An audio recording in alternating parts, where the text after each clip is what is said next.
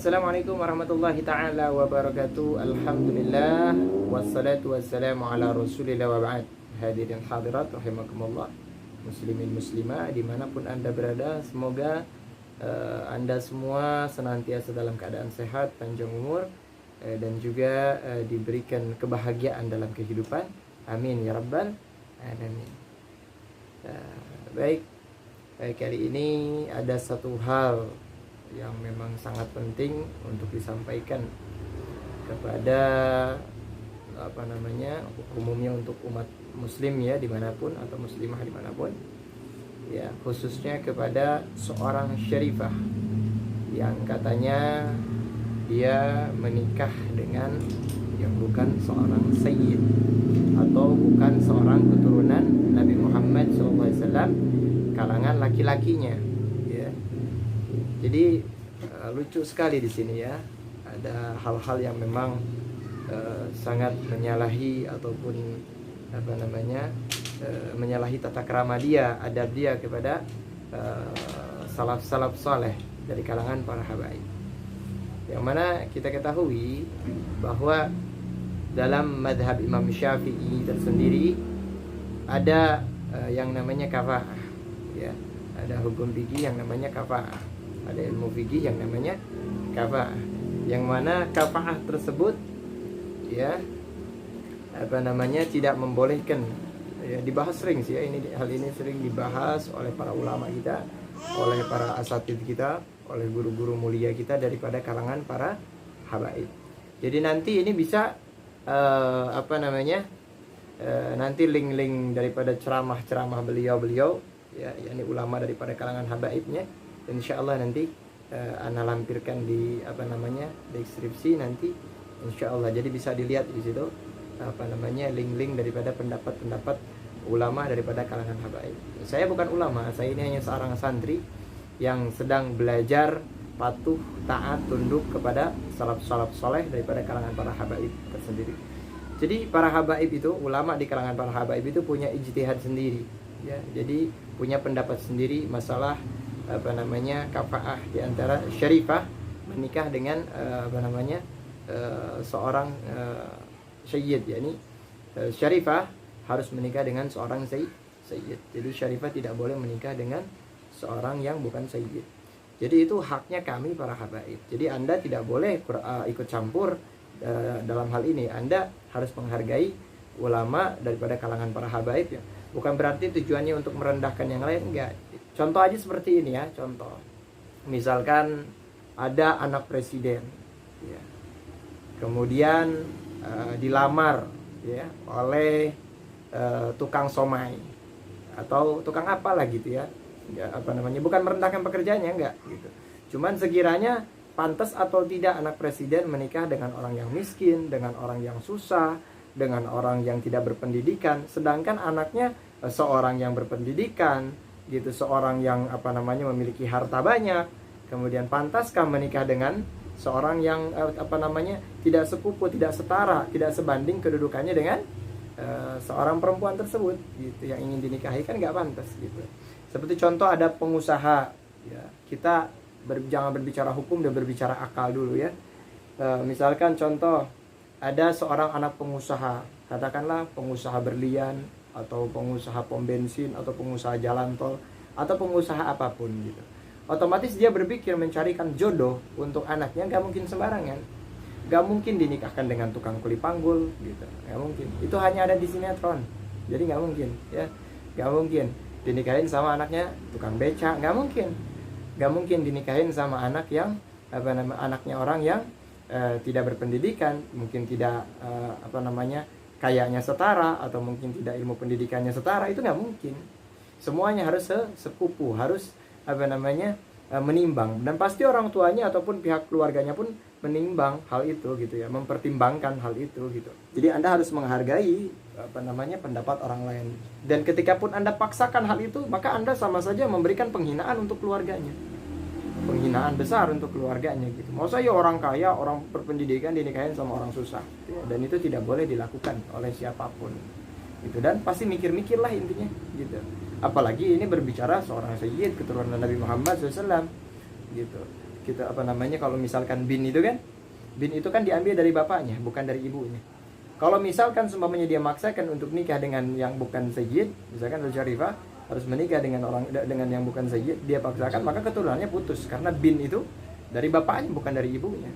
Gak ada istilahnya bin dari ibunya, adanya dari bapaknya. Kesian, sayang keturunannya gitu. Yang lain keturunannya Habib, yang lain keturunannya Syarifah, ya ini keturunannya bukan Habib, bukan Syarifah, itu kan sayang banget gitu dengan keturunan tersebut. Dan apa namanya, para habaib berpendapat begitu pun, ulama-ulama di kalangan habaib berpendapat seperti itu pun, karena demi kebahagiaan rumah tangganya seorang syarifah tersebut, demi kebahagiaan ataupun kenyamanan rumah tangganya syarifah tersebut, begitu. Adapun kebahagiaan tersebut bisa didapatkan ketika kita betul-betul bertakwa kepada Allah Subhanahu wa taala gitu. Jadi jangan apa namanya, hanya karena ada masalah dengan suaminya, dengan rumah tangganya, lantas dia tidak bersabar ataupun lantas dia tidak berusaha memperbaikinya, maka nggak akan bahagia. Siapapun, kebahagiaan itu harus mengikuti, ketika dia ingin bahagia, bagi siapapun, dia harus mengikuti ajaran Nabi Muhammad SAW, harus mengikuti ajaran datuk-datuknya, salaf-salafnya. Gini loh simpelnya. Jadi ada cerita gini, orang dekat, anak kenal orangnya, orang dekat anak juga, ya pokoknya anak kenal orangnya, syarifahnya juga anak kenal.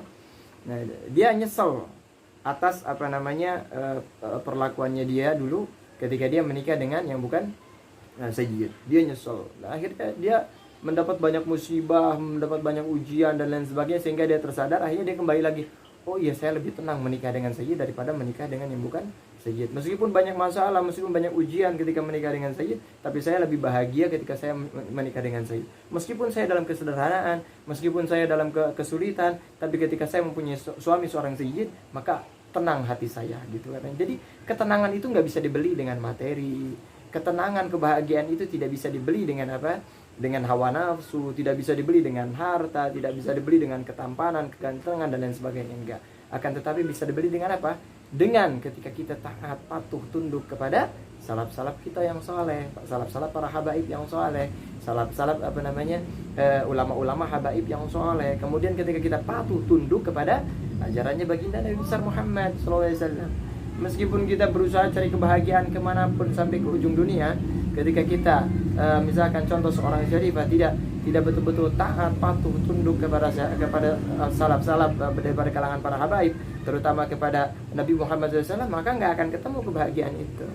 Saya banyak belajar dari guru-guru saya bahwa ketika kita ingin bahagia, patuh, tunduk kepada guru-guru, kemudian patuh, tunduk kepada ajaran Nabi Muhammad SAW. Udah itu aja sih, nggak usah berkhayal tinggi, nggak usah terlalu berkeinginan menggebu-gebu tinggi yang sehingga melupakan jati diri Anda sebagai seorang syarifah.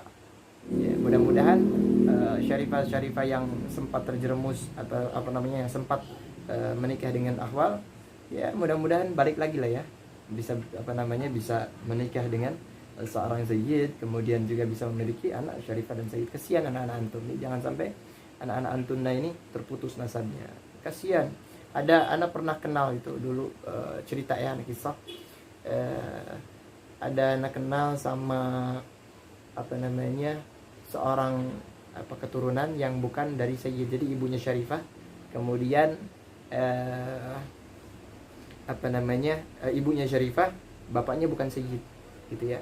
Jadi ala kulli hal dia sempat nangis depan anak. Nangis dia. Ini anak cerita real ya, cerita bukan dikarang-karang, ini cerita asli, cerita beneran gitu.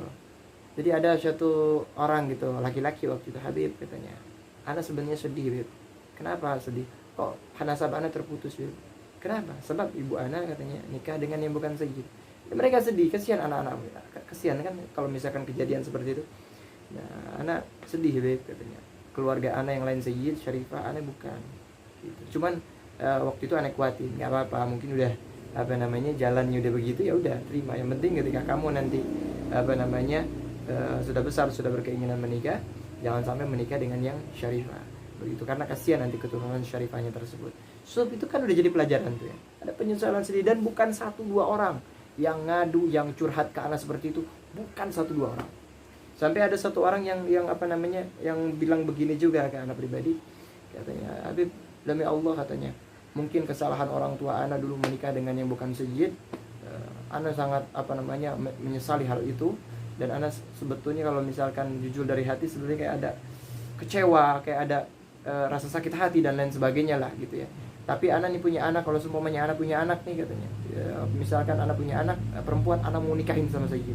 Saking apa? Saking pengen kembali mengangkat derajat harkat martabat daripada dirinya sendiri gitu.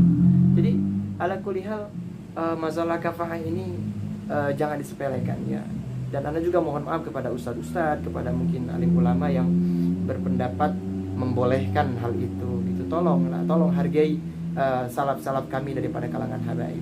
Tolong muliakan, tolong agungkan pendapat tersebut gitu. Jadi sehingga orang-orang tidak menyimpulkan, tidak memudahkan gitu. Dan Anda hati-hati, jangan bangga ketika Anda siapapun yang yang bukan sayyid kemudian menikah dengan syarifah. Anda akan dipertanggungjawabkan nanti di hadapan baginda Nabi Muhammad SAW. Sedangkan syarat sahnya aja harus mendapatkan izin daripada habaib seluruh dunia. Begitu. Yang disebut wali di situ, asal walinya ridho di situ. Kalau misalkan antum satu aja nggak dapat izin dari satu habib, maka nggak sah nikahnya. Itu pendapat ulama dari kalangan habaib. Gitu. Jadi jangan disepelekan pendapat itu. Gitu loh. Ya akhir marhaba, mungkin itu aja sih ya yang ana sampaikan kali ini. Mudah-mudahan bawa manfaat buat semuanya ya. Mudah-mudahan semuanya dapat dipahami dengan secara seksama, dan juga jangan tersinggung ya. Yang bukan sayyid bukan berarti tidak mulia, tetap mulia. Antum semua tetap mulia. Makanya ada bahasa ahwal. Ahwal itu kan paman dari ibu kami gitu kalau kalian habaib. Paman itu mulia berarti gitu. Maka dari itu antum kalau misalkan memang mengakui para habaib itu adalah saudara antum, jadi tolong jaga kehormatan mereka, jaga kemuliaan mereka dengan cara apa? Dengan cara tidak mendekati dan tidak menikahi seorang syarifah. Begitu, jaga kemuliaan itu ya, pertahankan kemuliaan itu ya. Ya kan marhaba, dengan antum membantu mempertahankan kemuliaannya para habaib, maka insyaallah antum akan dimuliakan oleh Nabi Muhammad. Ya kan marhaba, mohon dimaafkan. Wa'alafu minkum, wassalamualaikum warahmatullahi taala wabarakatuh. See you next time insyaallah.